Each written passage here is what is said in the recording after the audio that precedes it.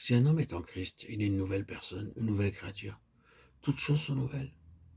Il nous donne une nouvelle faim, une nouvelle soif. Jésus leur dit, je suis le pain de vie. Celui qui vient à moi n'aura jamais faim. Celui qui croit en moi n'aura jamais soif. Jean 6, 35. Il nous donne une nourriture céleste quotidienne. Et vous n'avez pas besoin de vous nourrir vous-même de livres aux histoires malpropres ou de programmes de télévision et d'autres choses honteuses pour vous divertir. Dans beaucoup de foyers actuellement, les jeunes gens et les jeunes filles, et même les parents, gaspillent leur temps à regarder la télévision pendant des heures ensemble. Pour satisfaire leur faim, ils veulent voir quelque chose, mais ils ne sont jamais satisfaits. Ils s'assiront toute une journée ou toute une nuit, mais ils ne seront jamais satisfaits. Le Seigneur Jésus-Christ dit, venez à moi, mangez mon pain et buvez mon eau, et vous serez toujours satisfaits. Car il a satisfait l'âme à terre et il a comblé de bien l'âme affamée. Psaume 107, 9.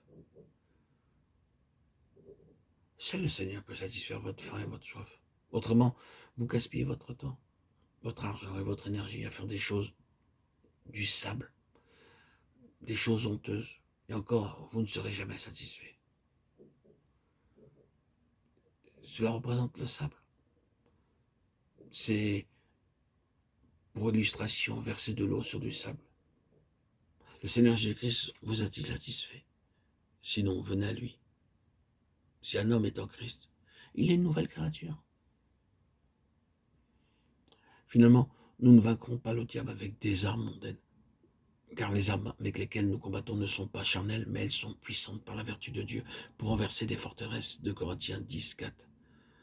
Dieu nous donne de nouvelles armes, c'est la 8e chose nouvelle à saisir, à comprendre. C'est ainsi que maintenant vous pouvez vaincre l'ennemi. Dans Isaïe 54, 17, nous lisons « Toute arme forgée contre toi sera sans effet, et toute langue qui s'élèvera en justice contre toi, tu la condamneras. Tel est l'héritage des serviteurs de l'Éternel, tel est le salut qui leur viendra de moi, dit l'Éternel. » Romains 12 nous parle de nos armes de combat. Mais si ton ennemi a faim, donne-lui à manger, s'il a soif, donne-lui à boire, car en agissant ainsi, tu amasseras des charbons ardents sur sa tête. Romains 12, 20. Ne vous laissez pas vaincre par le mal, mais surmontez le mal par le bien.